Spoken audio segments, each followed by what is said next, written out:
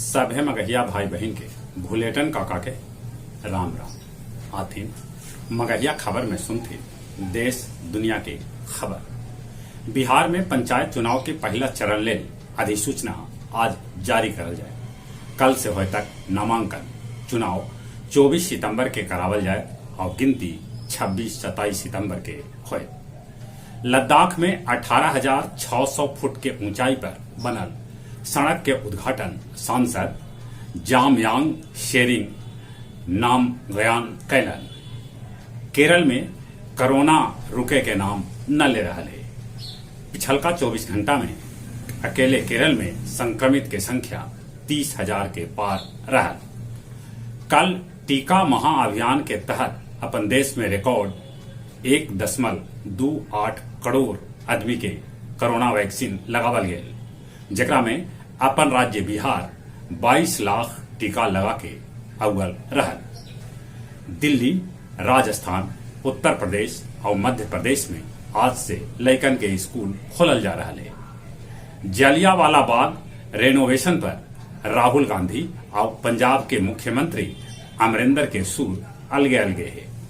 दरभंगा समस्तीपुर रेलखंड पर चढ़ल बाढ़ के पानी से रेलगाड़ी के आवाजाही रोक देवल गए। बिहार के 23 गो जेल में क्षमता से 2.5 से 3 गुना कैदी रह रहलन है। सुप्रीम कोर्ट सुपर टेक के 40 मंजिला 2 गो टावर के 3 महीना के अंदर गिरावे के आदेश देलक है। राजस्थान के नागौर में सड़क दुर्घटना में 11 आदमी के मौत हो गए। सभे कोई एगो मंदिर से दर्शन करके लौट रहलन। दोहा में भारत के राजदूत दीपक मित्तल और तालिबान के राजनीतिक मामला के प्रमुख शेर मोहम्मद अब्बास से कैलन बातचीत। बलूचिस्तान में 11 गो आईएस आतंकवादी के मारे के दावा पाकिस्तान कर रहा है। तालिबानी हेलीकॉप्टर से लटका के एगो आदमी के देलक फांसी। पंजशीर प्रांत में जवाबी हमला में 30 गो तालिबानी के मारे जाए के खबर है।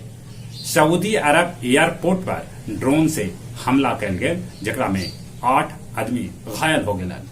बांग्लादेश में 6 गो आतंकी के भेटायल सजाए मौत। गूगल के तर्ज पर गया के राहुल बनौलन रियल टाइम वीडियो ऐप। 90 लोग वीडियो कॉल पर कर सका था बात। शेरघाटी नगर परिषद के कार्यपालक पदाधिकारी कुमारी हिमानी के गमन के आरोप में सासाराम के पुलिस गिरफ्तार कर लेला। फतेहपुर के बंदुआ गांव में बालू खनन पर रोक लगावे गेल पुलिस बल पर हमला कैल गेल, जेकरा में 5 गो जवान घायल हो गए।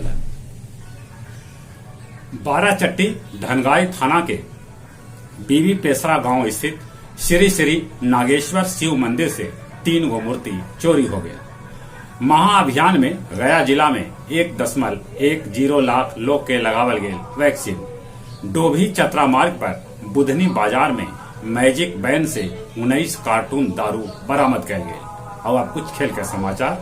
पैरा ओलंपिक में मुजफ्फरपुर के शरद कुमार के भेटायल ऊंची कूद में कांस्य पदक। 62 स्वर्ण, 38 रजत, 32 कांस्य के साथ पैरा ओलंपिक में चीन नंबर 1 का 2 स्वर्ण, 5 रजत, 3 कांस्य के साथ भारत नंबर 30 पर है। दक्षिण अफ्रीका के तेज गेंदबाज स्टेन क्रिकेट के सभे फॉर्मेट से लेलन संन्यास। इंग्लैंड के साथ चौथा टेस्ट मैच ओवल में कल से खेलल जाए। 50 बच्छर में भारत ओवल में एको मैच न जीत पौलक है। जहां तक मौसम के सवाल है, दिल्ली एनसीआर में सवेरे से पानी बरस रहा है। देश के कितने जगह पर पानी बरसे से जल जमाव की स्थिति उत्पन्न हो गया है।